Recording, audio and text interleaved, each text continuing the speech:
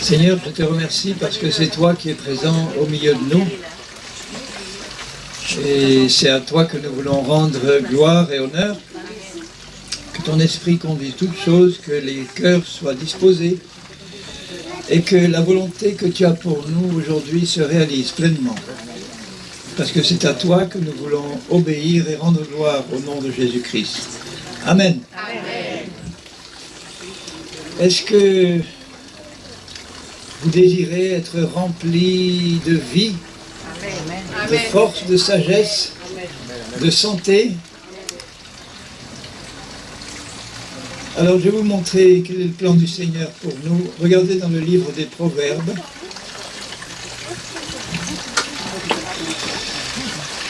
Alors nous comptons d'être en Martinique. Je ne sais pas si je commence à parler créole bien ou pas. Voilà. La prochaine fois que je viendrai, voilà, j'ai un frère là qui va nous apprendre des cours. Au chapitre 4 du livre des Proverbes, voilà ce que Dieu dit à ses fils. Il faut d'abord qu'on soit fils et fille de Dieu, pour bien entendre la parole de Dieu. Alors, est-ce que vous êtes fils et fille de Dieu? Qu'est-ce qu'il faut pour être fils et fille de Dieu? Il faut avoir accepté Jésus-Christ comme sauveur et Seigneur. Il faut s'être repenti de nos péchés, parce que tout le monde a péché.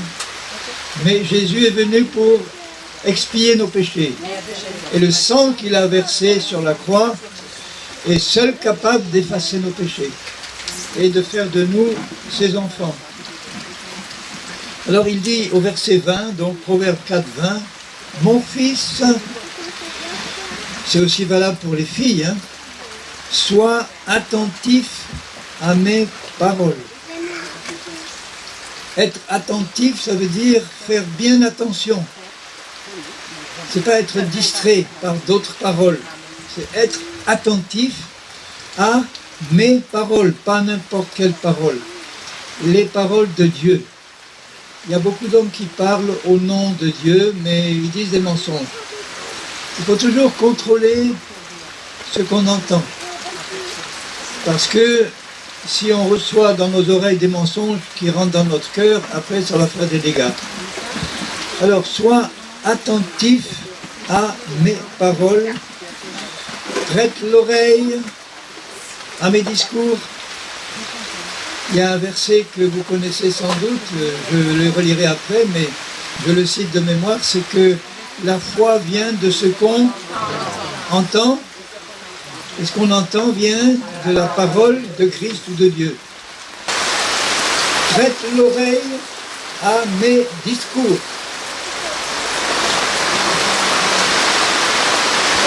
Qu'il ne s'éloigne pas de tes yeux. Garde-les, mes paroles, dans le fond de ton cœur. Pas dans la tête. Là, dans le cœur. Parce que c'est le cœur qui aime et c'est le cœur qui croit. C'est du fond du cœur qu'on peut sortir un bon trésor ou un mauvais trésor. Si nous laissons rentrer des paroles qui ne sont pas des paroles de Dieu dans notre cœur, elles vont se planter, elles vont produire des mauvais fruits. C'est comme une mauvaise graine qu'on met dans la terre, elle va produire une mauvaise récolte. Si tu veux une bonne récolte de, par exemple, de bananes, il ne faut pas planter des mangues. Hein. Si tu veux une bonne récolte de blé, il ne faut pas planter des artichauts.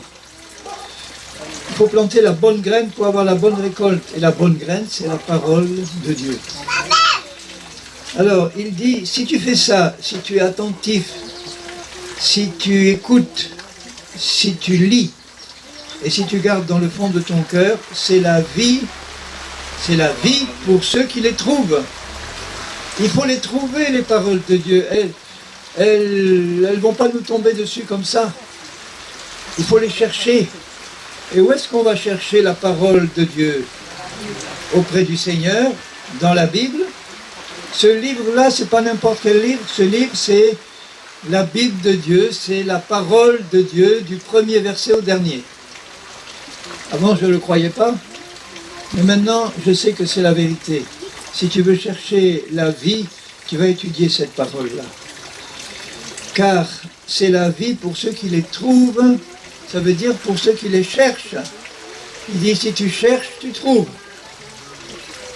Si tu cherches, tu trouves. Si tu cherches la parole de Dieu, tu vas la trouver. Parce que cette parole, c'est aussi le nom qu'on donne à Jésus. Jésus est la parole de Dieu. Il est la parole vivante. Pourquoi on l'appelle la parole? Parce que c'est lui qui a créé le monde entier. L'univers, la terre, les étoiles, le soleil, les galaxies, tout ce qu'il y a sur la terre, ça a été créé par la parole de Dieu, par Jésus. Et quand il a créé tout ce monde-là, il a prononcé une parole qui venait de son cœur. D'abord, il a conçu le monde dans son cœur et après il a prononcé une parole. Vous vous rappelez ce qu'il a dit au début? Que la lumière soit. Et dès qu'il a prononcé la parole, la lumière est venue. Il ne faut pas longtemps à Dieu pour que sa parole se réalise. Que la lumière soit. Le texte hébreu, il est encore plus simple. Il dit « lumière soit » et « lumière fut ». Tout de suite. C'est la vie pour ceux qui les trouvent, ces paroles, parce que la parole de Dieu, elle est esprit et vie. C'est pas seulement des lettres écrites dans un livre, là. C'est une parole qui contient en elle l'esprit et la vie de Dieu. Ça veut dire que si tu lis cette parole comme tu lis un roman, elle ne va pas avoir d'effet dans ta vie. Mais si tu la lis en sachant que c'est Dieu qui a parlé là-dedans, et que tu reçois cette parole dans ton cœur, elle va te transmettre la vie de Dieu. Et la vie de Dieu, c'est la vie éternelle. La vie de Dieu, c'est la nature même de Dieu. C'est la sainteté, c'est la justice, c'est la beauté, c'est la sagesse, c'est l'intelligence de Dieu. Vous ne voulez pas être rempli de toutes ces qualités-là? La sagesse, l'intelligence, savoir ce qu'il faut faire au bon moment. C'est l'Esprit de Dieu qui nous donne ça par la parole. L'Esprit de Dieu et la parole de Dieu travaillent ensemble, très étroitement ensemble. L'Esprit de Dieu nous est donné pour comprendre la parole et nous est donné pour nous conduire dans toute la vérité. Alors si dans ton cœur, tu aimes Dieu, tu vas aimer la parole de Dieu. Un chrétien qui dit « moi j'aime Dieu, mais je n'ai pas besoin de lire la Bible », c'est un chrétien qui n'aime pas Dieu. Si tu aimes Dieu, dit Jésus, tu vas garder ma parole. Alors pour la garder, il faut la trouver. Et pour la trouver, il faut la chercher. Et on la cherche là, dans ce livre. Mais avant de connaître le Seigneur, j'avais une Bible, mais mon cœur n'était pas intéressé pour l'étudier, parce que je n'avais pas l'Esprit de Dieu en moi. Mais dès que je me suis repenti, que j'ai accepté Jésus, l'Esprit de Dieu est venu en moi et tout de suite j'ai eu envie de lire et d'étudier cette parole. J'ai eu envie de l'étudier. Et parce que je voulais savoir ce que mon Dieu dit là-dedans. Jésus a dit à ses disciples, pas n'importe qui, à ses disciples, il a dit « Apprenez à mes disciples à obéir à tout ce que je vous ai commandé. » Et pour obéir, il faut connaître la volonté. Et pour connaître la volonté de Dieu, il faut étudier sa parole. Dès que j'ai eu l'Esprit de Dieu en moi, je me suis dit, il faut que je connaisse ce que Jésus nous demande. Et comment le connaître si je n'étudie pas cette parole? C'est la vie pour ceux qui les trouvent. C'est la santé pour tout leur corps. Ah, ça aussi c'est une promesse de Dieu. La vie de Dieu, c'est pour tout notre être. C'est pour l'esprit, c'est pour l'âme, c'est pour le cœur, c'est pour l'estomac, c'est pour tous les muscles du corps, c'est pour tout notre être entier. Dieu veut nous visiter ce matin même. Il veut nous délivrer, nous guérir, nous faire du bien, nous remplir, se révéler un peu plus à nous. Il aime les hommes. Dieu aime les hommes. Et les femmes, bien sûr. Il aime tous les êtres humains. Et il veut que tous les êtres humains le connaissent. Parce que Jésus a dit, la vie éternelle, c'est de te connaître, de connaître le seul vrai Dieu et celui que tu as envoyé, Jésus. Alors, il ajoute, garde ton cœur, au verset 23, plus que toute autre chose, car de lui, du cœur, viennent les sources de la vie. Du cœur viennent les sources de la vie. Le cœur, c'est le plus profond, là, en nous. Vous vous rappelez quand Jésus était là le jour de la fête, et il était debout, et il dit dans le temple, là, que celui qui a soif, il vienne, et qu'il boive l'eau de la vie gratuitement. Et de son sein, il dit, sortiront des fleuves d'eau vive. Le sein, c'est là, la partie la plus profonde. Il ne parle pas du sein de la femme, il parle du sein maternel. Là, c'est là, le ventre, c'est une image pour montrer que c'était la partie la plus profonde. Là, de son sein sortiront des fleuves d'eau vive, et il parlait de l'esprit que devaient recevoir ceux qui croiraient en lui. L'esprit et la parole nous donnent la vie. Est-ce que vous êtes plein du Saint-Esprit ce matin? Amen. Amen. Est-ce que vous pouvez être encore plus plein du Saint-Esprit? Amen. Si vous prenez un verre, un petit verre, et vous le remplissez d'eau, il est plein. Maintenant, si vous prenez une barrique et que vous la remplissez d'eau, elle est pleine aussi. Si vous prenez une piscine, elle est pleine aussi. Les trois sont pleins, mais laquelle est le plus plein? La piscine, parce qu'il y a plus de place pour remplir. Et notre cœur, si on élargit notre cœur, si on dit Seigneur, élargis mon cœur parce que je veux encore plus de place pour que tu me remplisses encore plus. Moi, je ne veux pas avoir un cœur comme un petit verre là. C'est déjà bien d'offrir à Dieu un cœur comme un petit verre, il va le remplir. Mais après, je dis Seigneur, je veux être encore plus rempli. Et pour ça, il faut élargir mes limites. Il faut nettoyer le vase.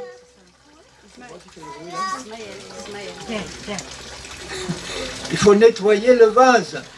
Si je nettoie le vase, il y a plus de place pour remplir. Si vous prenez une bouteille en plastique et que vous mettez du petit caillou dedans, est-ce qu'il y a encore de la place pour mettre de l'eau là? Oui, même beaucoup d'eau. Même si vous mettez du sable dans la bouteille, vous pouvez encore mettre beaucoup d'eau dans le sable. Et si vous nettoyez la bouteille et que vous enlevez les cailloux et le sable, ça va laisser beaucoup plus de place pour mettre de l'eau.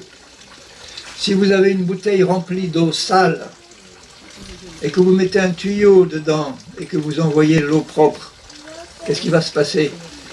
L'eau sale, elle va partir, s'il y a de la place pour partir, et après quelque temps, il n'y aura plus que de l'eau propre dans le vase. C'est comme ça que Dieu fait avec nous.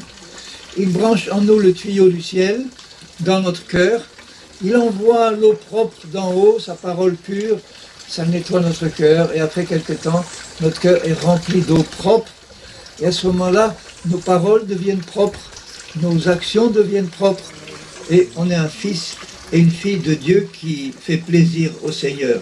Car de lui, du cœur, viennent les sources de la vie, à condition que mon cœur soit propre, à condition que les mensonges, les saletés qu'il y avait avant de connaître Jésus soient nettoyés. Là, mon cœur se remplit d'une eau propre qui vient d'en haut. De lui viennent les sources de la vie. Dans l'évangile de Jean, dans l'évangile au chapitre 1er, il y a un beau passage qui nous parle de la parole. Évangile de Jean, chapitre 1er, il dit au commencement était la parole. Puisque Jésus n'a pas été créé, il a toujours existé. Il était dans le sein du Père. C'est comme si le Père était une femme enceinte et qu'il avait en lui le Fils, la parole de Dieu. Et ils ont toujours été comme ça, de toute éternité. Il n'y a pas eu de commencement pour Dieu, il n'y a pas de fin pour Dieu. Alors au commencement était la parole était avec Dieu, là il parle de Dieu le Père, et la parole était Dieu aussi. Alors combien de dieux il y a? 2, 3? Un seul Dieu. Mais ce Dieu-là, il a le pouvoir de vivre et d'exister et de se manifester en 3 personnes distinctes mais pas séparées, qui sont unies. Il y a le Père, il y a le Fils qui est dans le sein du Père, et il y a le Saint-Esprit qui procède, qui sort du Père et du Fils. Mais les 3 forment un seul Dieu. Il n'y a pas 3 dieux, hein, un seul. Et à un moment donné, il dit, elle était au commencement avec Dieu, toutes choses ont été faites par elle, la parole, et rien de ce qui a été fait n'a été fait sans elle. Alors, il dit, en elle était la vie. La vie de Dieu était dans la parole. Et la vie était la lumière des hommes.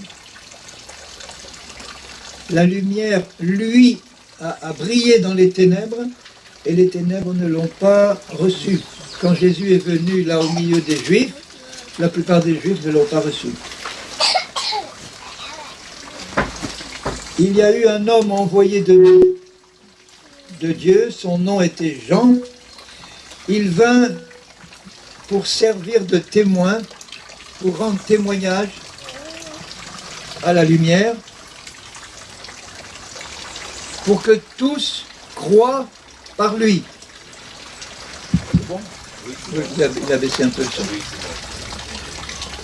Lui n'était pas la lumière, mais il fut envoyé pour rendre témoignage à la lumière. Cette lumière était la véritable lumière qui éclaire tout homme venant dans le monde. Et au verset 14, il est dit que cette parole-là, elle a été faite chair. Elle s'est incarnée dans un corps d'homme qui lui a été formé par le Saint-Esprit dans le ventre de la Vierge Marie.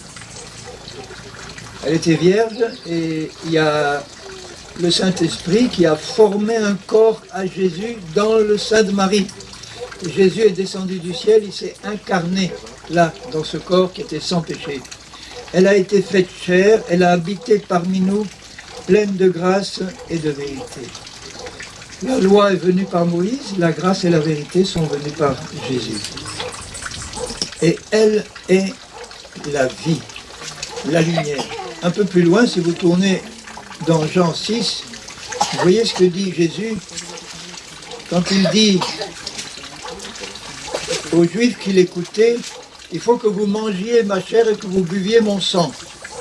Ils ont écouté, ils ont dit, mais c'est pas possible ça. Si quelqu'un parle comme ça, il doit avoir un démon. On ne peut pas manger la chair et boire le sang d'un homme comme ça, à moins d'être cannibale. Et donc, ils ne comprenaient pas la signification spirituelle. La signification spirituelle de ces paroles. Et Jésus dit au verset 63, Jean 6, 63, c'est l'esprit qui vivifie, ça veut dire c'est l'esprit qui donne la vie. C'est l'esprit de Dieu qui donne la vie de Dieu. La chair ne sert à rien. La chair, c'est la nature de l'homme qui est contaminée par le péché. Celle-là, elle ne sert à rien. Mais les paroles que je vous ai dites sont esprit et vie. Vous vous rendez compte, cette phrase, si vous réfléchissez un peu, il dit, les paroles que je dis, dit Jésus, ce n'est pas des paroles simplement, elles sont esprit. La parole elle-même, elle est esprit et vie. Elle est esprit et elle donne l'esprit et la vie à ceux qui la reçoivent dans le cœur, pas dans la tête, dans le cœur. Comment faire pour recevoir dans le cœur la parole de Dieu? Il faut l'écouter, on la comprend avec la tête, et dès qu'on sait que c'est la parole de Dieu, il nous demande de croire. Parce que la parole de Dieu ne sert à rien si on ne croit pas. Vous êtes d'accord? On reçoit tout de Dieu par la foi, en croyant ce qu'il nous dit par sa parole. On reçoit le salut par la foi dans la parole de Dieu. On reçoit la guérison par la foi dans la parole de Dieu. On reçoit la purification par la foi dans la parole de Dieu. Heureusement que ce n'est pas difficile comme pour les Juifs qui devaient chercher à obéir à des tas de commandements et ils ne pouvaient pas. Il nous demande d'écouter, de comprendre, le Saint-Esprit nous aide à comprendre, et puis de croire ce que Dieu nous dit. Et dès que tu crois ce que Dieu dit, la parole descend tout de suite dans le cœur. Aucune parole ne peut rentrer dans notre cœur si on ne la croit pas. Alors vous voyez l'importance qu'il y a à croire la vérité et pas le mensonge. Parce que si le diable arrive et qu'il vous dit aussi une parole, la parole du diable, elle transmet sa vie à lui. Et la vie du diable, c'est la mort. Alors il va déguiser ses paroles évidemment parce qu'il ne veut pas qu'on sache que ça vient du diable. Il va envoyer des paroles qui ressemblent à la parole de Dieu, mais qui ne sont pas la parole de Dieu, et il attend de voir s'il y a des gens qui vont croire. Parce que dès que les gens croient, ça descend dans le cœur. Et une fois que c'est dans le cœur, ça se plante là, et ça commence à produire. La plante, elle se développe, la graine, là, les paroles sont des graines, hein, elle se développe là, et elle produit une mauvaise récolte, parce que ça vient de la graine de Satan. Si on reçoit la bonne graine de Jésus, elle va se planter, je vais croire à sa parole, elle va se planter, elle va commencer à pousser et produire une belle récolte à la gloire de Dieu. Vous voyez combien c'est important de mettre dans notre cœur seulement les bonnes graines de la parole de Dieu. Et qu'il faut arracher de notre cœur toutes les mauvaises graines. Moi j'ai fait parfois du jardinage, et je sais qu'on n'a pas besoin de planter les mauvaises graines, elles viennent toutes seules. Hein. On a besoin de planter la bonne graine et on a besoin de nettoyer le terrain. Il faut nettoyer, il faut enlever les cailloux, les mauvaises herbes, il faut venir, il faut arroser. Enfin, ici on n'a pas trop besoin d'arroser, je vois. Mais dans certaines régions chez nous, il faut arroser, voir s'il y a du soleil. Et là, la graine, elle va pousser. C'est dommage que parfois, dans la vie des chrétiens, il y a de la bonne graine de Jésus qui est plantée, mais il y a aussi toutes sortes de mauvaises graines qui sont plantées à côté et qui vont étouffer la bonne graine. Parce qu'on ne nettoie pas le terrain et on ne surveille pas la qualité des graines qui poussent. Un bon jardinier, il reconnaît tout de suite les mauvaises graines. Hein. Pas besoin de lui dire ça c'est mauvais, ça c'est bon, mais il faut travailler pour les enlever. Alors mes paroles sont esprit et vie. Je lis au verset 63 encore, l'esprit qui vivifie, la chair ne sert à rien. Les paroles que je vous ai dites sont esprit et vie. Cette parole-là, elle est esprit et vie. Quand tu médites la parole de Dieu, cette parole-là, quand tu sais qu'elle vient de Dieu et que tu la comprends par le Saint-Esprit, il faut tout de suite la croire. Croire. Et elle descend dans le cœur. Et quand elle est dans le cœur, là maintenant, elle va commencer à se manifester comment? Elle se manifeste par tes propres paroles et elle se manifeste par tes propres actions. Est-ce que vous réalisez que toutes nos paroles, elles viennent de notre cœur, pas de notre intelligence seulement, elles viennent de notre cœur. Enfin, les paroles auxquelles on croit vraiment, c'est celles-là qui dirigent notre vie. Tout ce que tu crois vraiment, c'est ça qui contrôle ta vie. Si tu crois les bonnes choses de Dieu, ça va produire une bonne récolte. Si tu crois les mensonges, ça va produire une mauvaise récolte.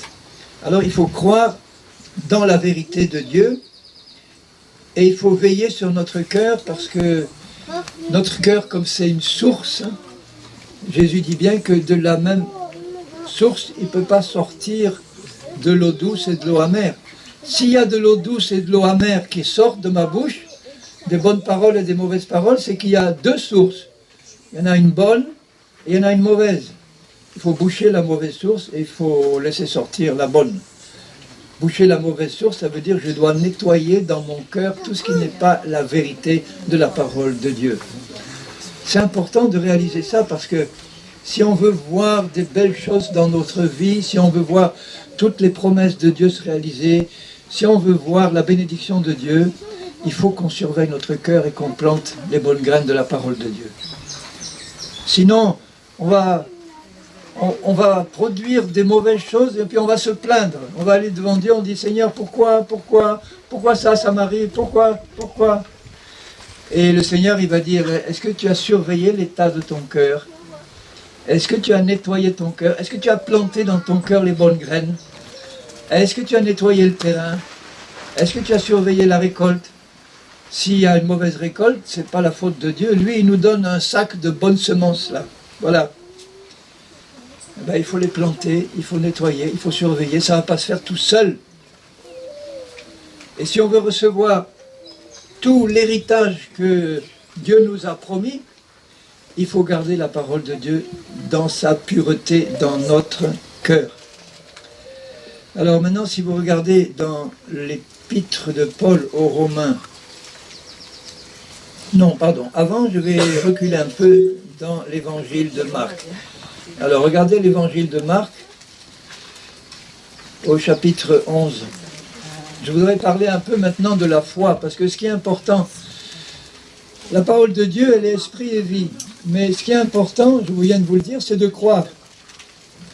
Si on croit autre chose que la parole de Dieu, évidemment, il ne faut pas qu'on se plaigne après si on a une mauvaise récolte. Mais Dieu dit qu'il a donné la foi à tous les hommes. C'est écrit, vous vérifierez dans Romains 12, verset 2, il est dit, Dieu, et 3, il a dit, Dieu a donné une mesure de foi à tous les hommes. Or, la foi, c'est la capacité de croire.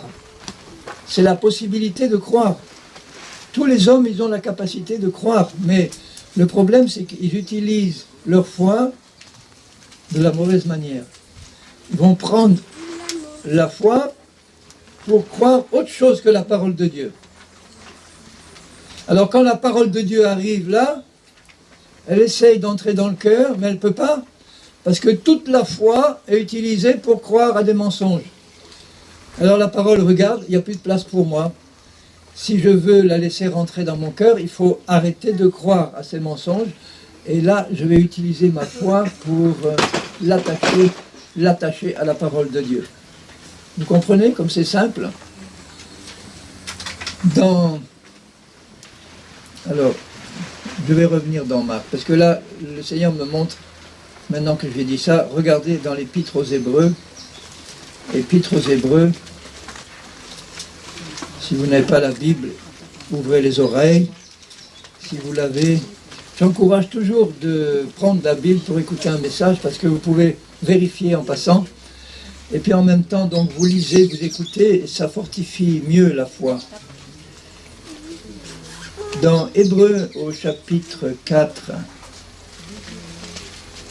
il parle aux chrétiens et il dit au chapitre 4, verset 1, « Craignons donc, tandis que la promesse d'entrer dans son repos subsiste encore, qu'aucun de vous ne s'en trouve exclu. » Vous savez, quand on exclut un élève d'un collège ou d'un lycée, on lui dit, voilà, maintenant, dehors. Maintenant, tu n'es plus élève, là, tu t'en vas, tu es exclu. Là, il dit, Dieu peut nous exclure. C'est-à-dire, on ne va pas rentrer dans tout ce qu'on aurait pu apprendre de lui. Dans un collège, si on travaille bien, on peut apprendre beaucoup de choses qui peuvent servir après. Mais dans l'école de Dieu, on apprend des choses qui sont beaucoup plus importantes. Et il ne faut pas être exclu de l'école de Dieu. Comment ils ont été exclus?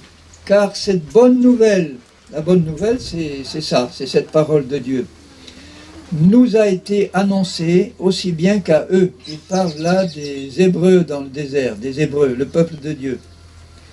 Mais la parole, alors la parole, c'est la parole de Dieu, la parole qui leur a été annoncée ne leur servit à rien. Pourquoi? Parce qu'elle n'a pas trouvé de la foi chez ceux qui l'ont entendue. La foi vient de ce qu'on entend, d'accord? Mais une fois qu'on entend la parole de Dieu, il faut qu'on attache la foi à cette parole de Dieu. Quand on dit la foi vient de ce qu'on entend, ça veut dire, si j'entends une voix et que je sais que c'est Dieu qui parle, Dieu attend que je croie à cette parole-là.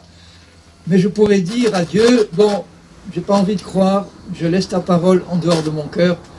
Alors cette parole, elle ne sert à rien. Et pourtant, c'est une parole puissante qui peut créer des mondes entiers. C'est une parole qui peut guérir, délivrer. Alors je dis, non, je la laisse dehors. Je n'attache pas la foi. J'attache pas la foi à la parole. Et la foi, c'est un peu comme une prise de courant, vous voyez. Il y a la prise qui est là, il y a toute la puissance de l'électricité, mais elle ne sert à rien si je ne branche pas. Alors je branche la foi sur la parole de Dieu et je reçois la vie de Dieu. Sinon, elle ne sert à rien. Et là, la parole s'est approchée d'eux, ils l'ont entendu, ils savaient que ça venait de Dieu, et ils ont dit, non, on n'en veut pas. On ne croit pas. Et pourquoi ils n'ont pas cru? Parce qu'ils se sont laissés impressionner par toutes les choses qu'ils ont vues avec leurs yeux. Dieu est un être spirituel, il habite dans une autre dimension que nous. Il est venu sur la terre, mais maintenant il est dans son royaume. Et donc son royaume, dans son royaume, il y a des lois. La loi dans le royaume de Dieu, c'est la foi dans la parole du Seigneur. On reçoit tout de Dieu par la foi en sa parole. Mais dans le domaine des hommes, la loi, c'est tu vas croire à ce que tu vois, tu vas croire à ce que tu entends, tu vas croire à ce que les autres disent, ou à ce que les savants disent, ou à ce que les hommes politiques disent, quoique maintenant on les croit de moins en moins. Enfin bon, on va croire ce qu'on voit, et dans le royaume de Dieu, on ne croit pas ce qu'on voit, on croit, ou on doit croire ce que Dieu a dit. Et quelquefois, il y a un combat entre ce que mes yeux voient et ce que Dieu dit. Là, pour les Hébreux, il y a eu un combat. Ils sont allés visiter le pays que Dieu leur donnait, et le pays était rempli de géants. Il y avait des villes fortifiées. Tous ces géants, ils avaient des chars de fer, ils avaient des armées nombreuses, et ils se sont laissés impressionner par ce qu'ils ont vu. Au lieu de croire à ce que Dieu leur disait, Dieu leur a dit, mais ce pays, il est à vous parce que moi, je suis avec vous. Donc si moi, je suis avec vous, vos ennemis là, ils ne valent plus rien. Ils sont vaincus. Vous n'en ferez qu'une bouchée. Mais eux, ils se sont laissés impressionner par ce qu'ils ont vu. C'est exactement la même chose avec nous chrétiens.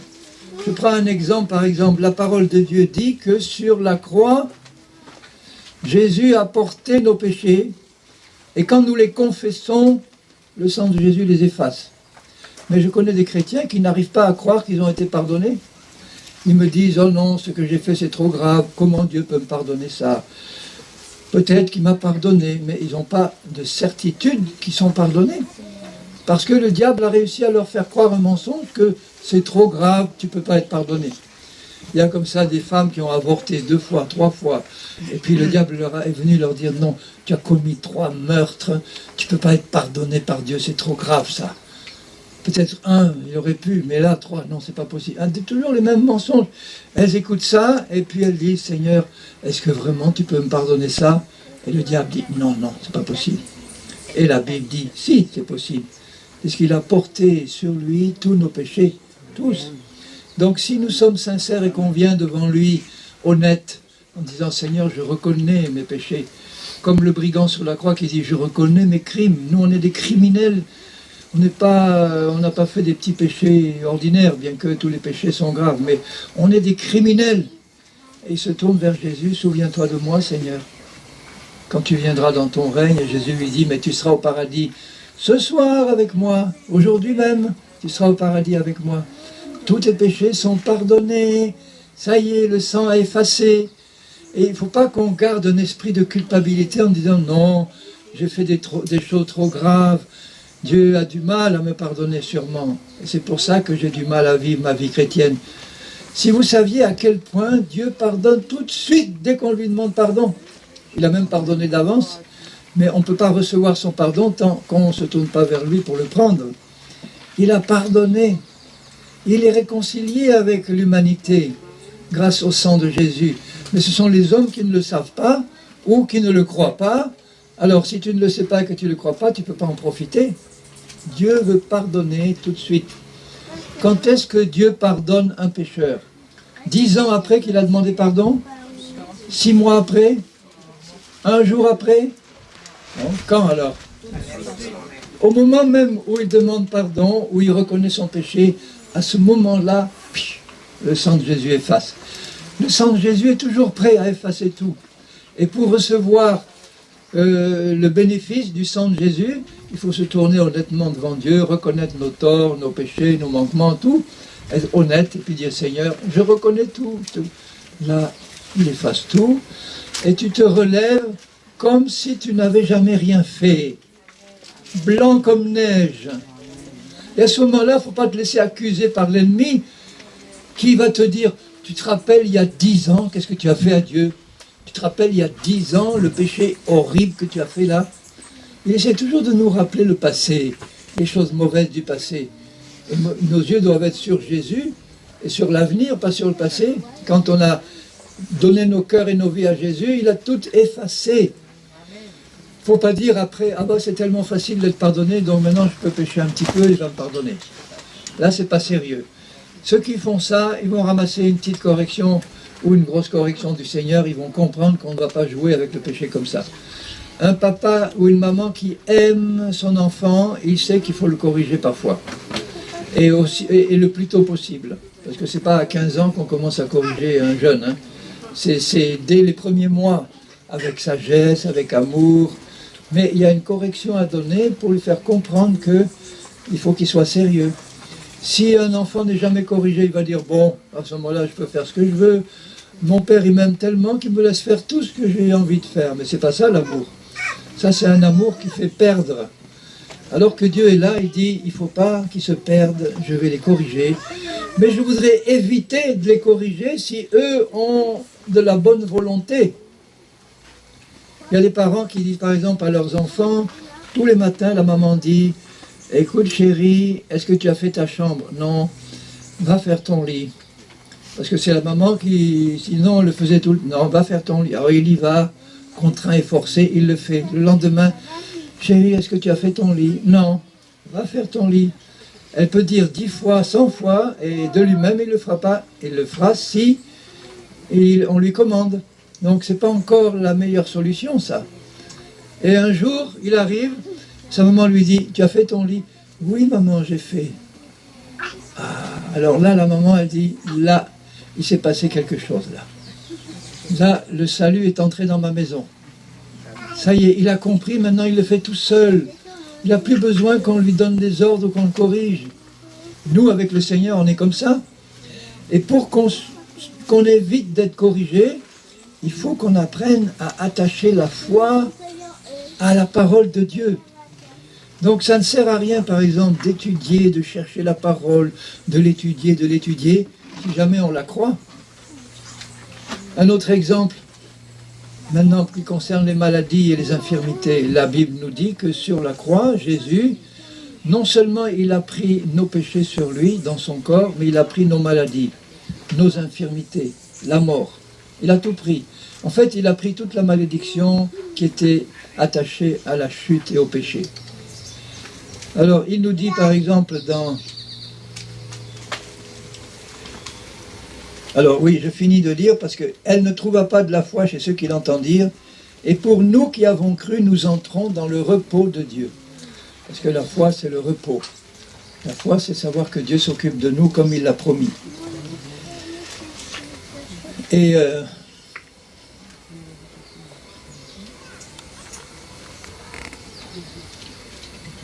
je vais revenir maintenant à l'évangile de Marc, au chapitre 11.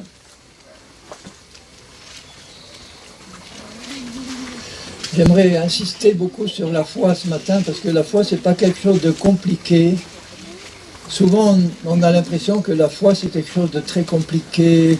On ne sait pas trop qu'est-ce que c'est la vraie foi. On entend dire, tiens, celui-là, il avait la foi, mais il n'a pas reçu ce qu'il a demandé. Alors, comment ça se fait? Il disait qu'il avait toute la foi, et puis il n'a pas reçu la promesse. Alors, comment ça se fait? Il dit qu'il avait la foi pour être guéri et il est mort de sa maladie. Qu'est-ce qui se passe? Est-ce qu'il avait vraiment la foi ou pas? Si on veut que la chose se réalise, que la parole de Dieu se réalise, il faut attacher la vraie foi. Et la définition de la foi, vous la connaissez, hein, c'est la ferme assurance des choses qu'on espère. Une ferme certitude. Et la ferme certitude, elle est tranquille. Si tu as une ferme certitude de quelque chose dans le cœur, Tu es tranquille. Tu ne vas pas sauter comme un poisson hors de l'eau. Tu ne vas pas t'inquiéter. Tu ne vas pas tourner en rond. Tu ne vas pas crier. Non, tu sais que tu as été entendu par Dieu et tu es tranquille. La même chose, un de mes enfants, par exemple, il m'appelle dans sa chambre. « Papa, viens, j'ai quelque chose à te montrer. » Moi, je suis à mon bureau, je travaille. Et de loin, je lui dis « Je t'ai entendu, sois patient. Je vais arriver. Je ne peux pas arriver maintenant, mais je t'ai entendu. » Voilà, et puis 2 minutes après, j'entends crier « Papa, papa, je t'attends, tu n'es pas venu encore. » Je te répète que j'ai entendu, sois patient. Donc si je suis un père honnête, et si je tiens ma parole, je ne vais pas laisser mon fils sans venir le voir. Je vais vite faire ce que je suis en train de faire parce que c'est important, mais je lui ai dit, je t'ai entendu, je viens, je vais arriver. Si il était confiant dans ma parole, il serait là et il dirait, papa dit, je viens, j'attends tranquillement. Il ne va pas me laisser attendre toute la journée et toute la nuit. Non, il a dit, je viens, et ben c'est bon. J'ai le cœur en paix. Si une petite fille demande à sa maman, maman, j'ai vu là une jolie robe chez le marchand, et la mère en passant lui dit, écoute, je ne peux pas l'acheter maintenant, mais je te promets que tu l'auras. Je te promets que tu vas avoir, je te l'achèterai cette robe-là. Si la petite fille elle a confiance en la parole de sa maman, à partir de ce moment, elle est tranquille. Même si elle n'a pas encore la robe, elle est tranquille parce que maman a dit et elle a appris avec sa maman que sa maman tient la parole. C'est pour ça qu'il faut qu'on tienne notre parole avec nos enfants. Il vaut mieux rien leur dire que pas leur faire des promesses qu'on ne tient pas. Ça apprend à nos enfants à compter sur la parole de celui qui la donne. Parce que dans le monde qui nous entoure, là, plus personne ne tient sa parole.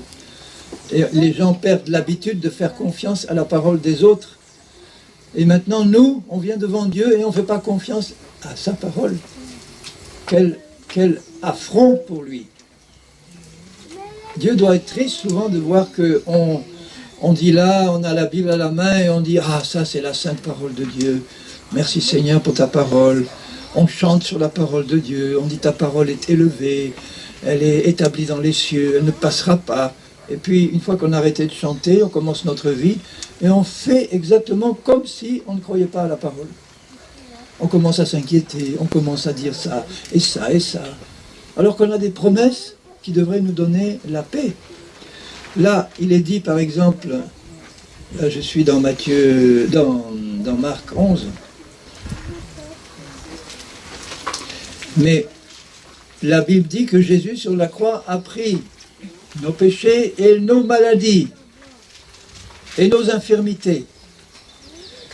Pourquoi il les a prises sur lui à la croix? Parce qu'il voulait nous en délivrer, nous. Il ne faut pas que 2 personnes portent le même fardeau, il y en a un qui le porte ou l'autre. Et nous, on avait un fardeau sur nos épaules, Jésus est venu, il l'a pris sur lui, et normalement, nous, on est libres. Alors si on continue de porter le fardeau, c'est que le diable nous a mis dessus un 2e fardeau qu'on ne devrait pas porter, parce que Jésus nous a déjà enlevé le nôtre, il l'a pris sur lui. Il ne faut pas qu'on se laisse remettre dessus un autre fardeau par le diable. Et lui, il veut tout le temps nous mettre de nouveaux fardeaux, et les chrétiens, ils les acceptent comme si c'était Dieu qui leur avait mis dessus. Et ce n'est pas normal. Alors la Bible dit que Jésus sur la croix a pris nos maladies dans son corps. Toutes nos maladies. Et que par ses meurtrissures, les coups qu'il a reçus, le fouet, l'épine, les clous dans les mains et les pieds, la lance dans le côté, et puis surtout le fouet là des Romains qui l'ont transformé en masse sanguinolente. Là, il était couvert de plaies de la tête aux pieds. Et il dit que par ces meurtrissures-là, vous avez été guéris. Il a payé le prix de la guérison. Ça veut dire qu'il nous regarde là, et il dit, bon, il y a plein de malades peut-être, je ne parle pas de vous, mais il regarde le monde, il dit, il y a plein de malades, c'est dommage qu'ils ne sachent pas qu'ils sont déjà guéris. Ça veut dire qu'il y a un combat entre ce que nos yeux voient et ce que Dieu dit. Mon corps, il sent une douleur, et ma tête me dit, tu es malade. Après, tu vas voir le docteur, il fait tous les examens, il dit, ah, c'est grave, c'est un cancer très avancé. Humainement, on peut essayer un traitement, mais il n'y a pas de certitude. Voilà, alors il vous donne, le docteur, un rapport qui est vrai sur le plan médical, mais qui est contre ce que Dieu dit. Dieu dit, Jésus a porté tes maladies et tu es guéri par ses meurtrissures. Le docteur dit, je regarde ce qu'il y a, et ce que je regarde me dit, il y a un cancer. Et toi, tu es au milieu et tu dois choisir qui tu vas écouter. La parole du docteur ou la parole de Dieu. La parole de Dieu dit, tu es guéri. Mais tu as encore les symptômes, les douleurs. Alors qu'est-ce qu'il faut faire? Il ne faut pas se tourner vers Dieu pour essayer de le persuader de nous guérir. Il va dire, tu n'as rien compris à ma parole. Pourquoi tu essaies de me persuader que je te guérisse, puisque ma parole dit que je t'ai guéri déjà? Mais c'est une guérison qui est dans l'invisible. Elle est dans l'héritage qu'on a reçu de Jésus. Maintenant, il faut qu'elle descende dans mon corps. Il faut que je vois la guérison se manifester. Et pour la voir se manifester, il faut que je croie pas à ce que le docteur dit, mais à ce que Dieu dit. Si mon cœur est attaché à la parole du docteur, ça va rentrer dans mon cœur et il va dire, ah, je crois ce que le docteur a dit, donc je crois que j'ai un cancer, je crois que je suis malade. Je vais dire mon cancer, ma maladie, mon infirmité. Et du coup, la parole de Dieu, elle ne sert plus à rien. Je ne vais pas attacher la foi à la parole de Dieu, elle ne sert à rien. Et ça ne sert à rien de dire ta parole, je l'aime, Seigneur, ta parole, je l'aime. Mais je n'en tiens aucun compte, tu sais. Ou si peu. Alors peut-être qu'en Martinique, on croit beaucoup plus à la parole qu'en métropole, je ne sais pas, je ne connais pas encore. Mais je pense que tous les hommes sont les mêmes. Hein. On est tous sortis du même moule. Hein. En Guadeloupe, il y a une ville qui s'appelle le Moule. Je ne sais pas s'il y en a une. Il n'y a pas ici. Bon. On est tous sortis du même moule, le moule du péché. Et là, maintenant, Dieu, il veut nous mettre dans un autre moule. Mais pour changer de moule, il faut fondre. Alors si tu mets de l'or dans un moule, et puis que tu refroidis, il va prendre une certaine forme. Si tu veux qu'il prenne la forme de Dieu maintenant, il faut le fondre dans le feu de l'esprit. Après, tu le verses dans le moule de la parole de Dieu et ça fait quelque chose de beau à la gloire de Dieu. Donc, il faut qu'on choisisse qui on écoute et qui on croit. Si on fait comme dans le monde et qu'on écoute la science des hommes, eh bien, on aura le résultat que donne la science des hommes. C'est pas mauvais, la médecine peut faire de bonnes choses. Moi, je ne suis pas en train de vous parler contre la médecine. Hein. Ils travaillent dans le même sens que les chrétiens à éliminer les maladies et les infirmités, mais avec des moyens humains. Alors que Jésus, lui, il a la puissance du Saint-Esprit pour le faire, ce qui est beaucoup mieux. Et puissant, et gratuit, et immédiat, et complet, et parfait. Alors dans Marc 11, Jésus il donne une leçon de foi à ses disciples. Bon, vous connaissez bien ce passage, peut-être que j'ai eu l'occasion de le dire à certains déjà, mais quand même, je le répète parce que plus on répète la parole, plus on a de chances pour que la foi grandisse. Donc, au chapitre 11 et au verset 12, il voit un figuier qui avait des feuilles. Il cherche pour aller voir s'il y a des figues, il n'y en a pas. Que des belles feuilles, ce n'était pas la saison des figues. Alors il maudit le figuier, il parle. Vous voyez que quand Jésus parle, ça produit des effets. Hein. Parce que quand Jésus parle, dans son cœur, il n'y a pas de doute. Nous, quand nous parlons au nom du Seigneur, si on a des doutes dans le cœur, ça va pas se manifester, il n'y aura rien qui va se passer. Mais quand Jésus parle, lui, il a une foi parfaite dans ce qu'il dit. Ça vient de son cœur. Et il dit une phrase, que jamais personne ne mange de ton fruit. À partir de ce moment-là, le figuier, il est mort. Mais il a encore toutes ses feuilles, il est bien vert. À première vue, on dirait, tiens, c'est un beau, bon figuier, il va produire une bonne récolte de figues. Et le lendemain, il repasse au verset 20, et il voit le figuier séché. Le texte grec dit « depuis les racines ». dans votre traduction, sûrement c'est marqué jusqu'aux racines. Hein. Mais le texte grec de Dieu dit le figuier est séché depuis les racines. Normalement, quand un arbre sèche, il commence à sécher par où? Par le haut, par les feuilles. Et après, la mort descend jusqu'aux racines. Là, le texte grec dit que, regarde, le figuier que tu as maudit, ils virent le figuier séché depuis les racines.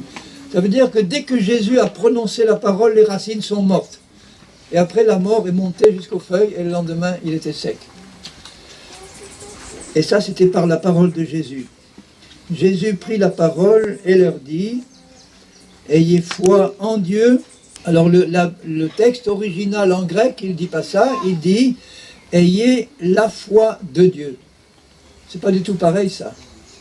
Ayez foi en Dieu, ça veut dire croire en Dieu. Bon, c'est vrai, si on a la foi parfaite, on a la même foi que Dieu. Mais Dieu est un Dieu de foi. Quand il a créé le monde, c'était par la foi. Il a d'abord conçu le monde dans son cœur. Il a prononcé une parole de foi, c'est-à-dire que pour lui, c'était déjà fait dans son cœur et il fallait juste prononcer la parole et là, le monde est venu à l'existence.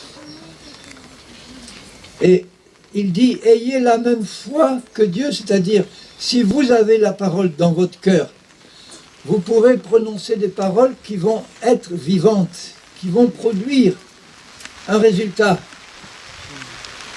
Si tu dis, par exemple, au nom de Jésus, que telle chose se fasse et que tu ne crois pas dans le cœur, il ne va rien se passer.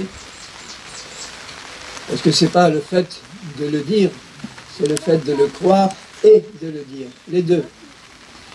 Alors Jésus leur dit, je vous dis en vérité, si quelqu'un dit à cette montagne, il dit, si quelqu'un dit à cette montagne, bon, ôte-toi de là, jette-toi dans la mer. Ce n'est pas le fait de le dire. Et s'il ne doute pas dans son cœur, évidemment, on ne va pas faire ça pour le plaisir. Là, il y a une montagne devant, je vais voir si ça marche, alors je vais dire, jette-toi dans la mer. Côté Caraïbes, bon, il ne va rien se passer si dans mon cœur il n'y a pas la foi de Dieu. Mais si Jésus était là et s'il y avait besoin que ça arrive parce qu'il y a un but et qu'il dise à une montagne de partir, elle partirait la montagne. Aucun problème. Ça serait un peu curieux de voir une montagne s'arracher et se jeter, mais elle le ferait parce que la parole de Dieu est toute puissante. Et là, il nous montre comment faire ou comment voir si on a la foi, et comment faire quand on a la foi. Il dit d'abord, doute pas dans ton cœur. Le doute, c'est croire en quelque chose d'autre que la parole de Dieu. Douter, c'est pas ne pas avoir la foi, c'est utiliser ma foi pour croire autre chose. On doute toujours par rapport à quelqu'un. Si par exemple, tu écoutes Satan, tu vas douter de Dieu. Si tu écoutes Dieu, tu vas douter de Satan. C'est-à-dire que tu ne vas pas écouter ce qu'il dit. Si j'écoute la parole de Dieu et que je la garde dans mon cœur et que mon cœur est propre, il n'y a pas de mensonges qui sont dans mon cœur, là, la parole qui va sortir, elle sera puissante. Elle va produire des effets. Mais s'il y a des doutes dans mon cœur, alors, s'il y a un mélange de bonnes choses et de mauvaises choses, ma parole, elle va manquer de puissance. Elle ne sera peut-être pas sans aucune puissance, mais elle va manquer. S'il y a plein de doutes dans mon cœur et un tout petit peu de foi en la parole de Dieu, la parole qui va sortir aura une toute petite puissance. Ça ne va pas faire grand-chose. Nous, chrétiens, ce n'est pas du 0 ou du 100%, il y a un mélange dans notre cœur. Ce n'est pas du 100% pour la parole ou du 0% comme les païens, il y a un mélange. Et plus je travaille à purifier mon cœur et à mettre dans mon cœur seulement la parole de Dieu, alors là, la parole qui sort de ma bouche, elle aura de plus en plus de puissance, elle va faire de l'effet. Si je dis par exemple à un malade au nom de Jésus, « Sois guéri de ton mal maintenant », si je dis ça comme ça, sans croire dans mon cœur, il ne va rien se passer. Même si je dis avec une voix forte, il ne va rien se passer parce qu'il n'y a pas de puissance. Si je le crois vraiment dans mon cœur et que je le dis comme ça, que cette maladie sorte de ton corps maintenant, elle aura toute la puissance de Dieu pour le faire.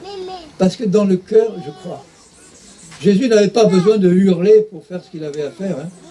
Souvent, on pense que la foi, c'est une question de volume, de décibels.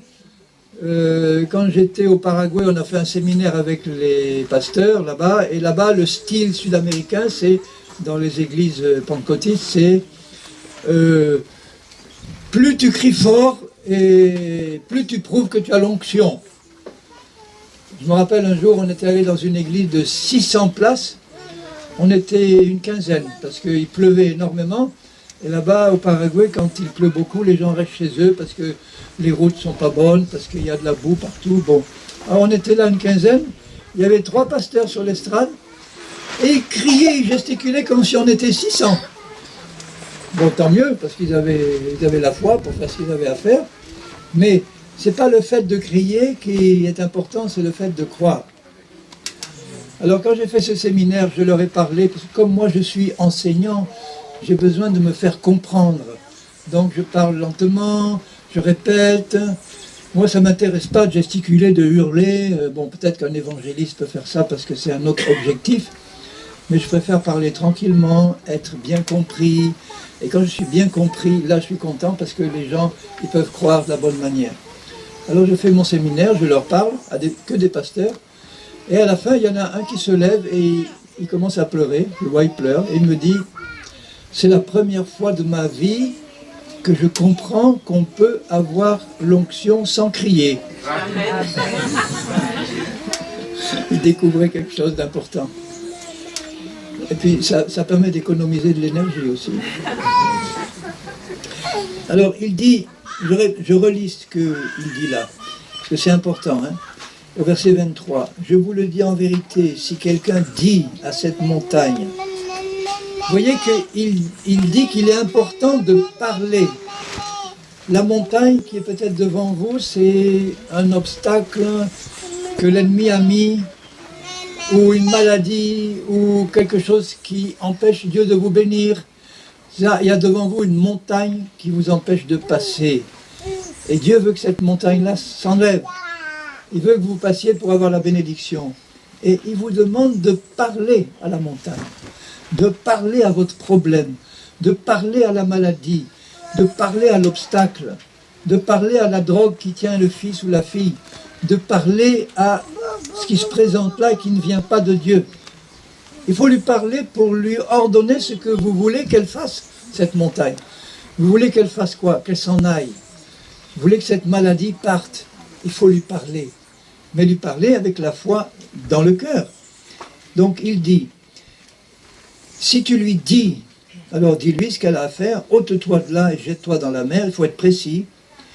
Et s'il ne doute pas dans son cœur, mais croit que ce qu'il dit arrive, c'est ça qui va mettre le résultat. C'est ça qui va me donner le résultat. Et moi, quand il m'est arrivé dans le passé d'être malade ou d'avoir des symptômes, eh bien, comme j'ai fait une alliance de santé et de guérison avec le Seigneur, par la grâce de Dieu, ça fait 40 ans peut-être que je n'ai pas vu un médecin, par la grâce de Dieu, parce que je ne m'en rende pas. Hein. Mais, je sais pas, j'ai eu des attaques dans ma vie, des symptômes de maladie ou autre, et j'ai appris à parler à la maladie et à parler à mon corps. Alors je parle à la maladie et je lui dis, au nom de Jésus, tu n'as pas le droit de toucher au corps d'un enfant de Dieu, parce qu'il est écrit que Jésus a pris cette maladie sur lui. Donc tu n'as pas le droit de me toucher. Et maintenant, au nom de Jésus, tu pars de ce corps-là, parce que mon corps, il est un membre de Christ. Et dans un membre de Christ, Dieu ne veut pas voir des maladies et des infirmités. Alors quelquefois ça part tout de suite, ou quelque temps après, quelquefois ça a duré des mois. Et des mois, je suis resté tranquille en disant, bon, c'est pas toi qui auras le dernier mot, c'est moi, donc je vais persévérer. Et si ça dure des mois, c'est sûrement parce que dans mon cœur, il y avait encore des doutes ou des craintes. Peut-être pas conscientes, parce que je ne peux pas, moi, voir tout ce qu'il y a au fond de mon cœur, il n'y a que Dieu qui peut le voir. Mais c'est le résultat qui compte. Donc si je parle à la montagne et qu'elle met du temps à partir, c'est que la parole que je prononce, elle n'est pas encore assez puissante. Elle commence à bouger, la montagne, mais doucement, pas trop. Et donc, comment je vais faire? Je vais fortifier la puissance de ma parole. Je vais la fortifier en méditant la Bible. Je vais la fortifier en méditant. Je disais à mes frères, je ne sais pas hier ou avant-hier, mais que tous les jours je passe peut-être au moins 1 heure, mais je n'ai pas d'heure, ça peut être une demi-heure, ça peut être 1h30, à méditer tout ce qui touche à la guérison. Tout ce qui touche à la guérison, parce que le plus important c'est le salut, c'est sûr. Mais en matière de guérison, le diable, il tient l'église de Jésus sous sa domination. Si je vais dans une église et que je dis « levez la main tous ceux qui sont malades », eh bien c'est au moins les 3/4 qui lèvent la main. Peut-être plus même, une forme de maladie ou d'autre, grave ou pas grave. Ça veut dire que là, le diable a réussi à faire ce qu'il n'a pas le droit de faire, toucher le corps des enfants de Dieu par une maladie ou une infirmité. Et comme on n'enseigne pas en général la vraie vérité dans la parole, on va dire que Dieu fait ce qu'il veut, il veut te garder malade pour t'apprendre quelque chose, ou bien cette maladie c'est ton péché qui l'a causé, donc Dieu il veut te donner une leçon et que tu la gardes pour te donner... Donc tout ça c'est des mensonges qui vont diminuer la puissance de ma foi. Parce que dans la vie de Jésus-Christ, on n'a jamais vu Jésus refuser la guérison à quelqu'un qui venait vers lui. Il n'a même pas demandé de se convertir d'abord. Il n'a même pas demandé de changer de vie. Il dit, il y a un malade qui vient là, qui demande, fais-moi miséricorde Seigneur, fais-moi grâce. Tout de suite, il guérit sans discussion. Après, il va expliquer, ou il va dire, maintenant ne pêche plus pour qu'il ne t'arrive pas quelque chose de pire. Mais il ne va pas dire, je ne peux pas te guérir parce que tu n'as pas mis ta vie en règle. Je te guéris et après je vais t'apprendre à marcher dans l'obéissance pour que tu n'attires pas à nouveau une autre maladie pire que ça. Vous voyez dans la bonté du cœur de Jésus, pourquoi il faisait ça? Pourquoi il guérissait tous les malades? Parce qu'il est écrit dans le prophète Ésaïe, il a pris nos maladies, il s'est chargé de nos infirmités. Et comme il allait le faire à la croix, il a donné un crédit à ceux qui s'approchaient de lui en disant, voilà, je te donne le bénéfice de ce que moi je vais payer pour toi. Prends ta guérison, réjouis-toi, mais maintenant fais attention, marche droit, parce que si tu continues dans le péché, tu vas ramasser quelque chose de pire. Mais ça n'empêchait pas Jésus de guérir. Alors il est toujours le même aujourd'hui. Maintenant, s'il ne doute pas dans son cœur, mais croit que ce qu'il dit arrive, croit dans son cœur que ce qu'il dit arrive, il le verra s'accomplir. Et le texte grec dit, il verra ce qu'il a dit s'accomplir. Il insiste sur le fait de dire, de parler. 3 fois il dit, si tu dis, si tu crois, mais que tu crois que ce que tu dis va se produire, tu verras ce que tu as dit se produire. Et donc si on met les deux ensemble, la foi dans le cœur, en la parole, plus la parole qui correspond à cette foi, on est sûr qu'on le verra s'accomplir. Bien souvent, les enfants de Dieu y croient dans leur cœur et ils ne parlent pas, ils ne le disent pas. Ou bien ils le disent et ils ne croient pas. Et dans les deux cas, ça ne marche pas. Il faut croire dans le cœur et parler de la bouche. Et les deux, quand ils sont réunis, c'est exactement comme quand Jésus le faisait. Quand Jésus était sur la terre, est-ce que vous avez observé comment il guérissait les malades? Est-ce qu'il priait Dieu, son Père, en disant « Seigneur, tu vois ce pauvre malade, comment il est fatigué, il a besoin de toi, je t'en prie, descends, pose ta main sur lui, fais-lui du bien, guéris-le. » Jamais Jésus n'a prié une seule fois pour un seul malade comme ça. Jésus ne priait pas pour les malades parce qu'il n'avait pas besoin de persuader son Père de les guérir, il savait que son Père voulait les guérir. Il était venu pour ça. Donc, sachant que Dieu voulait les guérir, il se tourne vers le malade, il fait un geste, une parole, il dit « lève-toi » ou il dit « étends ton bras » ou il dit « sois guéri » ou enfin une parole qui correspond au cas qui est devant lui. Et la montagne s'en va parce que la parole qui sort de la bouche de Jésus sort de son cœur pur de tout doute et de toute crainte. Donc je vous encourage à méditer la parole, à prier pour que Dieu vous montre tous les mensonges qui ont pu être glissés dans votre cœur par des mauvais enseignements, par des choses qui ne sont pas vraies et qui mettent un poids dans le cœur qui n'est pas le bon. Et au fur et à mesure que vous avancez dans la connaissance de la parole, que vous la mettez dans le cœur, et que vous osez parler comme Jésus a parlé, votre montagne s'en ira. Elle est obligée de partir. Si elle ne part pas tout de suite, ne vous découragez pas, c'est qu'il y a encore des doutes et des craintes. La solution pour enlever les doutes et les craintes, elle est simple. Méditez la parole dans le désir de la mettre en pratique. Méditez la parole dans le désir d'obéir. Parce que ça ne sert à rien de méditer pour ne pas obéir à la parole. Hein. Alors je lis la suite, là, au verset 24. C'est pourquoi je vous dis... Alors n'oubliez pas que c'est une parole que Jésus prononce, et il croit à cette parole. Je vous dis, tout ce que vous demanderez en priant, croyez que vous l'avez reçu, et vous le verrez s'accomplir. Tout ce que vous demanderez, on peut demander quelque chose à Dieu, quand on ne connaît pas sa volonté, ou quand on connaît sa volonté, on n'a pas besoin de lui demander, ou du moins on prend par la foi et on remercie le Seigneur, mais on va demander à la montagne de partir. On va demander à Satan de partir. Et à ce moment-là, on peut dire, eh bien, tout ce que je dis au nom du Seigneur, ça va arriver parce que je crois que Dieu est fidèle à sa parole. Vous vous rappelez quand Jésus était dans la barque, dans la tempête, il dormait tranquillement.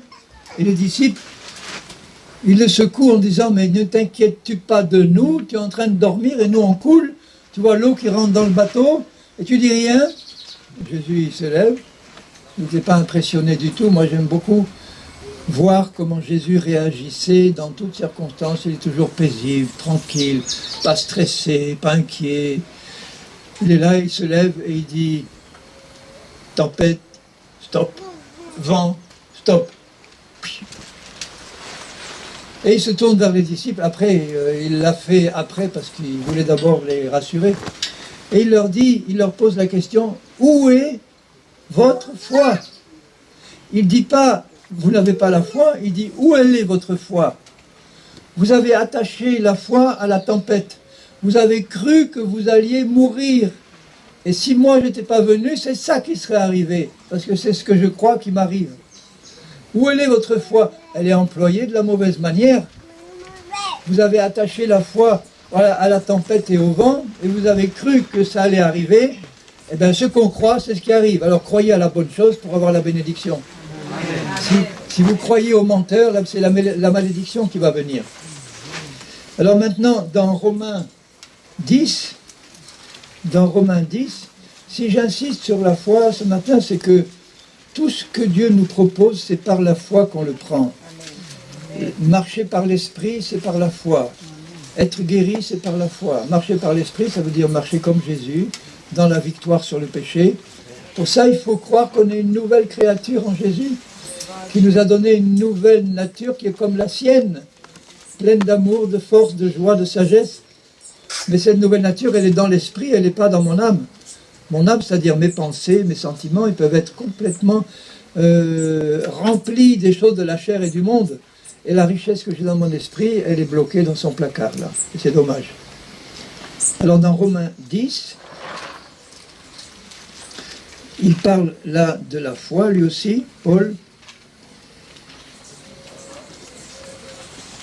Il dit au verset 8, Romains 10, 8, que dit-elle donc? Alors là, il dit la justice qui vient de la foi. La justice qui vient de la foi nous est donnée par Jésus.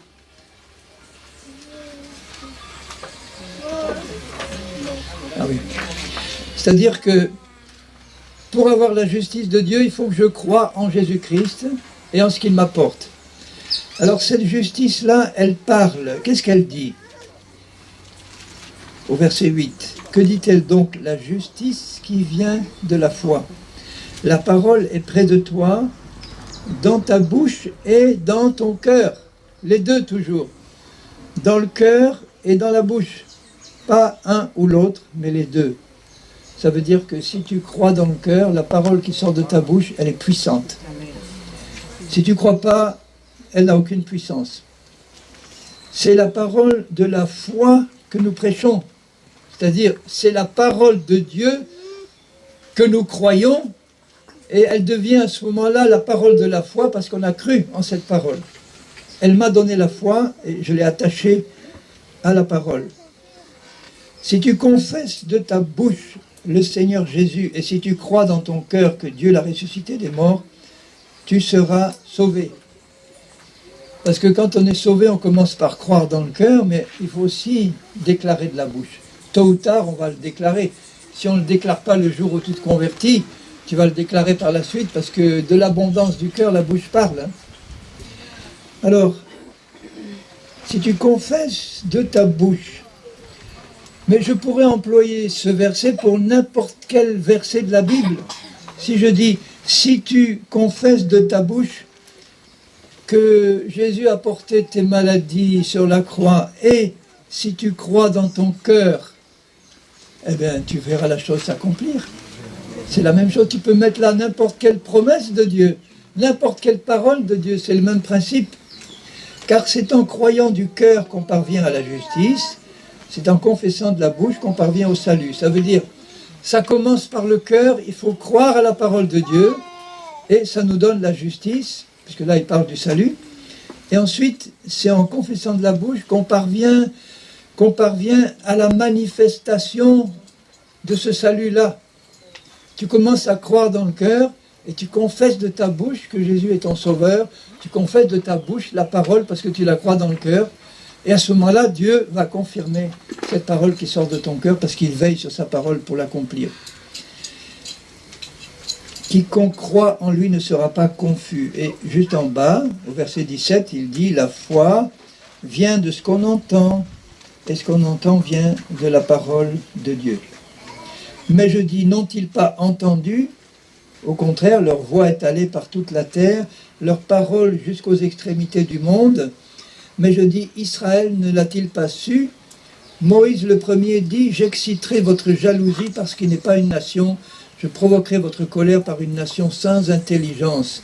Et Ésaïe pousse la hardiesse jusqu'à dire, j'ai été trouvé par ceux qui ne me cherchaient pas, je me suis manifesté à ceux qui ne me demandaient pas. Et au sujet d'Israël, il dit, j'ai tendu mes mains tous les jours vers un peuple rebelle et contredisant. Ça veut dire que Dieu a parlé tout le jour à son peuple, et son peuple a bouché les oreilles et le cœur, et Dieu a continué à parler, et le peuple a continué à boucher ses oreilles, et le résultat, c'est qu'ils sont tous morts dans le désert, à part deux, qui ont cru. Alors vous voulez faire partie des deux qui ont cru, ou des 3,5 millions qui n'ont pas cru? Ah ouais. Vous vous rendez compte que, alors mis à part les Lévites, parce qu'on n'a pas réalisé que il y a Josué et Caleb qui sont passés, mais il y a tous les Lévites qui sont passés aussi. Parce qu'eux formaient une tribu à part. Mais parmi le peuple qui n'était pas Lévite, il n'y en a que 2 qui sont passés parce que eux, ils ont cru. Quand ils sont revenus de l'exploration du pays, ils ont dit à tout le monde, mais c'est un pays magnifique. Il y a toutes sortes de bonnes choses là qui sont dans l'héritage que Dieu nous a donné. Et Christ nous a donné un héritage merveilleux, énorme. Le pardon des péchés, la nouvelle naissance, la guérison des maladies, la délivrance des démons. Il nous a donné la possibilité de faire partie de l'épouse de Christ, qui va être enlevée, qui va régner avec lui pendant 1000 ans et dans l'éternité. Il nous donne la promesse qu'on peut être rempli du Saint-Esprit, ce que n'avaient pas Moïse et les autres. Il nous donne la promesse qu'on peut marcher dans la victoire sur le péché, qu'Abraham ne pouvait pas. On a des promesses extraordinaires en Christ, et on va les laisser tomber parce qu'on ne les connaît pas, ou on ne les croit pas. Et pourquoi on ne les croit pas? Parce qu'on se laisse impressionner par ce qu'on voit, par les géants, là, les choses visibles. Ah, mais tu sais pas, j'ai une terrible maladie incurable. Et alors, d'une parole, le Seigneur, il te l'enlève, comme il enlève un rhume. Vous vous rappelez quand il était devant le tombeau de Lazare, là, sa sœur lui dit, mais si tu étais venu, il ne serait pas mort, il ne serait pas mort. Tout le monde pleurait. Il était là, il a pleuré lui aussi, non pas, c'est par compassion, c'est parce que oui, mais il ne croit pas. Et Marthe et Marie disent, mais c'est moi la résurrection et la vie, c'est moi, et ton frère va ressusciter. Oui, je sais, il va ressusciter au dernier jour. Bon, et Jésus pleure devant l'incrédulité. Et il se met devant le tombeau. J'ai été devant le tombeau de Lazare et j'ai compris pourquoi il a crié d'une voix forte. Parce que le tombeau de Lazare, enfin on suppose que c'est celui-là, ça doit être celui-là. Il est situé au bon endroit, à Béthanie. Il y a trois, c'est creusé dans le rocher et il y a 3 étages. Et on descend par des escaliers creusés dans le rocher. Ils avaient peut-être mis Lazare au fond là du 3e étage, au fond de la grotte. Il s'est mis à dire rouler la pierre. Alors oui, mais il sent déjà, Seigneur, tu te rends compte, ça fait 4 jours qu'il est là et il sent. Jésus ne s'est pas laissé troubler. Il dit enlevez la pierre, roulez la pierre. Il s'est mis et il cria d'une voix forte, Lazare, sors. Et le mort sortit. Et il n'était plus mort à ce moment-là. Et le mort sortit, les mains et les jambes, enfin les bras et les jambes entourés de bandelettes, voilà. Il a suffi de cette parole, Lazare, sors. S'il avait dit simplement, sors, tous les morts seraient sortis de leur tombeau. Il fallait qu'ils partent à Lazare seul. Hein. Lazare, sors. Et cette parole qui est esprit et vie, imaginez ce que ça a dû faire, oui, le Saint-Esprit qui ramène l'esprit de Lazare, qui devait déjà se promener quelque part, et il le ramène dans son corps, et en même temps, l'Esprit de Dieu qui rend la vie à tout ce corps qui était en train de pourrir, là. En un instant, puis, toute la pourriture s'en va, tout le sang qui revient. Si on avait mis un électroencéphalogramme avant, on aurait dit que le cerveau il est plat, il n'y a plus rien, plus d'électricité, le cœur est plat, le sang est coagulé, il n'y a rien. Voilà, et une parole, tout redevient en place en un instant. Alors, cette maladie-là qui est dans ton corps, ou cette infirmité, si tu crois, le Seigneur il l'enlève en un instant, de la même manière. Comme quand Jésus était là sur la terre, Seigneur Jésus, tu es là au milieu de nous, je le sais. Je veux m'arrêter un moment pour te parler à toi, pour honorer ta présence, te remercier parce que tu es là au milieu de nous. Tu as dit si 2 ou 3 sont là, eh bien tu es là, Seigneur. Si on est là réunis en ton nom, tu es là. Et nous voulons tous tourner nos cœurs et nos regards vers toi et te bénir et te louer et t'adorer. Parce que même si nos yeux ne te voient pas, ta parole nous dit que tu es là présent. Et si tu es présent, c'est pour sauver, pour guérir, pour faire du bien, pour donner une bénédiction là où il y avait une malédiction, parce que tu as dit dans ta parole que tu nous as rachetés de la malédiction. Et cette malédiction, elle était dans tous les domaines de notre vie. Et maintenant, si tu nous as rachetés, c'est pour nous donner une bénédiction dans tous les domaines de notre vie. Pour notre salut, pour notre esprit, pour notre âme, tu veux la purifier, tu veux la sanctifier. Notre corps, tu veux le guérir, le délivrer. Notre famille, tu veux la bénir. Tu veux nous donner ce qui correspond à nos besoins, Seigneur, parce que tu es un Dieu riche. Ta richesse est infinie.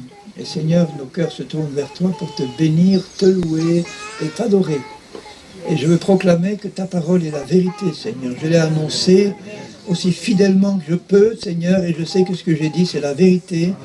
Ma prière, c'est que cette parole, maintenant, chacun de ceux qui l'ont entendue puisse attacher la foi à ces paroles-là. Et en attachant la foi, ça descend dans le cœur, et quand c'est dans le cœur, ça va produire une bonne récolte. Je sais que tu aimes le peuple de la Martinique, Seigneur, tu aimes tous les peuples.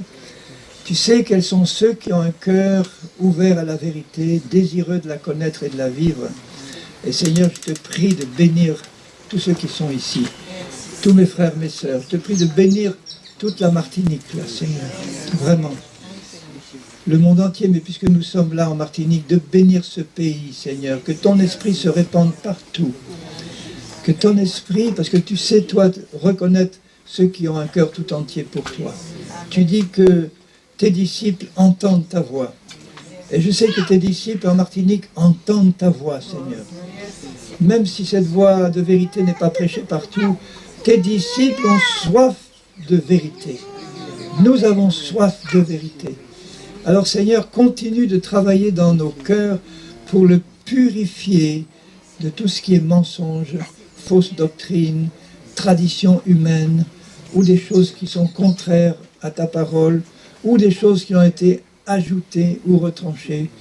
Seigneur, pardonne et guéris et délivre, Seigneur. Remplis nos cœurs de ta vérité. Et que tu puisses te servir de nous comme des instruments de vérité Parce que c'est la vérité qui affranchit, c'est la vérité qui libère, c'est la foi dans la vérité qui te permet, Seigneur, de réaliser ta volonté dans nos vies. Alors merci de toucher les cœurs et les corps de tous ceux qui sont ici présents, de leur faire du bien, Seigneur, que personne ne sorte d'ici comme il est rentré. Que personne ne sorte comme il est rentré. Que tous puissent saisir par la foi la bénédiction dont ils ont besoin. Alors, puisque nous sommes en train de prier, c'est ce que nous allons faire maintenant. Vous avez sûrement besoin dans votre vie d'une bénédiction quelque part, au moins une, si ce n'est pas plusieurs. Soit pour vous, soit pour votre corps, votre âme, votre famille, vos finances, votre travail. Il y a sûrement quelque chose que vous avez besoin de recevoir de Dieu.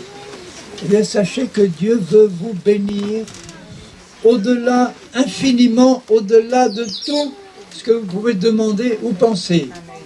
Parce que Jésus a payé le prix. Il a porté la malédiction. Et Seigneur, maintenant, je sais que tu es au milieu de nous. Seigneur, que les cœurs soient tournés vers toi pour prendre par la foi la bénédiction que tu veux leur donner. Seigneur, que le malin ne les empêche pas, d'une manière ou d'une autre, de prendre ta bénédiction. Alors prenez-la, bien-aimés. Prenez votre guérison maintenant. Elle va se manifester. Croyez que vous êtes déjà guéris. Vous verrez tous vos symptômes partir. Vous verrez les symptômes disparaître. Parce que Dieu est fidèle. Il ne va pas permettre, si vous croyez, que les symptômes qu'il a portés, lui, sur la croix dans son corps, vous continuez à les porter. Vous allez non seulement être guéri, mais être en bonne santé. Amen. Jusqu'au moment du retour du Seigneur ou jusqu'au moment de la mort. Dieu veut que vous soyez en bonne santé. Si vous croyez autre chose, vous croyez un mensonge. Vous voulez être en bonne santé? Je ne parle pas seulement de la santé du corps, mais la santé du cœur, la santé de l'âme. Voilà, la santé de mes pensées, de mon intelligence. Que je remplisse tout mon être de la vérité de la parole. Et que cette vérité puisse faire exploser les mensonges de l'ennemi et les faire disparaître. Alléluia, Seigneur, sois béni.